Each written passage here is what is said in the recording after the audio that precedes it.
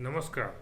आज आपण हैदराबाद आणि राजस्थान या संघामध्ये झालेल्या सामन्याचे विश्लेषण बघणार आहोत. आय पी एलच्या सामन्यादरम्यान म्हणजेच आय पी एल 2026 सध्या सुरू आहे आणि त्याच अनुषंगाने आपण आपल्या यूट्यूब चॅनलवरती आय पी एल सामन्यांचे क्रीडा विश्लेषण क्रिकेटर्स म्हणजे खेळाडूंनी केलेली त्यांची ऐतिहासिक कामगिरी याचे व्हिडिओ सध्या प्रकाशित करत आहोत. आणि सध्या आपल्या यूट्यूब चॅनलवरती 660 यूट्यूब फॅमिली आहे. लवकरच आपण 700 यूट्यूब फॅमिलीचा टप्पा पार करणार आहोत. त्यासाठी तुम्ही चॅनलला जर पहिल्यांदाच आला असाल तर चॅनल लाईक करा, सबस्क्राईब करा, जेणेकरून 700 यूट्यूब फॅमिलीचा टप्पा आपला लवकरात लवकर पार होईल. आणि असेच तुम्हाला मनोरंजनपर क्रिकेट आय पी एलच्या संदर्भात व्हिडिओ आपल्या यूट्यूब चॅनलवरती पाहायला मिळेल.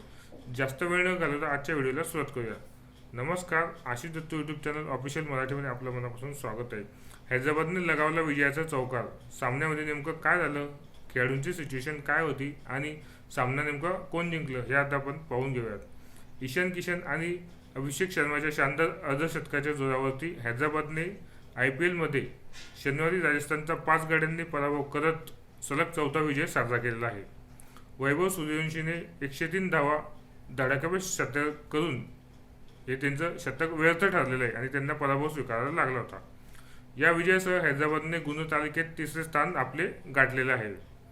प्रथम फलंदाजीचे निमंत्रण मिळाल्यावरती राजस्थानने 20 षटकात 6 बाद 228 धावा फलकावरती लावल्या होत्या आणि हैदराबादने 18.3 षटकातच 5 बाद 229 धावा काढून विजय साकारला.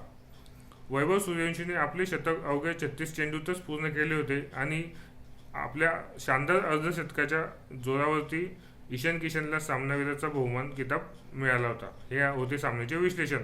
आता आपण आय पी एलमध्ये सर्वात वेगवान शतके किती चेंडूमध्ये लागलेले आहेत ते आपण जाणून घेऊयात.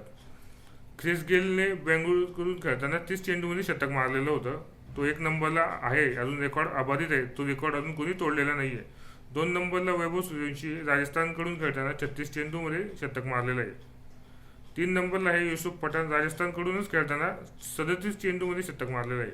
4 नंबरला आहे हैदराबादचा हेनरी क्लासेन याने 37 चेंडूमध्ये शतक मारलेलं आहे. आणि 5 नंबरला आहे डेव्हिड मिलर, पंजाब, 38 चेंडूमध्ये शतक मारलं आहे. जर ख्रिस गेल वगळता जे 4 फलंदाज आहे ते सध्या आय पी एलमध्ये खेळत आहेत, म्हणजे ख्रिस गेलचा हा रेकॉर्ड 100% तुटणार म्हणजे तुटणार आहे.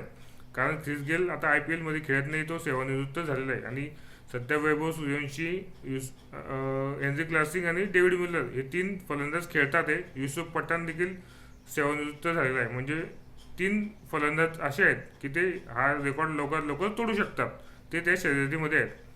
चॅनलला जर तुम्ही नवीन आलात तर चॅनल लाईक करा, सबस्क्राईब करा, जेणेकरून असेच आय पी एल संदर्भात महत्त्वाचे अपडेट, आय पी एलमध्ये खेळाडूंनी केलेले विविध विक्रम, त्याची माहिती, खेळाडूंची वैयक्तिक माहिती, असे एक ना अनेक व्हिडिओ आपल्याला आपल्या यूट्यूब चॅनलवरती आपण प्रकाशित करत असतो.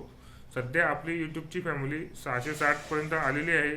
आणि क्रिकेटबद्दल तुम्ही क्रिकेटप्रेमी असाल, क्रिकेटबद्दल तुम्हाला आवड असेल आणि चॅनलला जर तुम्ही पहिल्यांदाच आल्यानंतर तर चॅनल लवकर लवकर सबस्क्राईब करा, जेणेकरून 700 सबस्क्रायबर्स आपले लवकर लवकर पूर्ण होतील आणि या फॅमिलीमध्ये तुमचे स्वागत असेल. क्रिकेटबद्दल तुम्हाला अजून काही जास्त माहिती हवी असेल तर ती कमेंट बॉक्समध्ये कमेंट करा.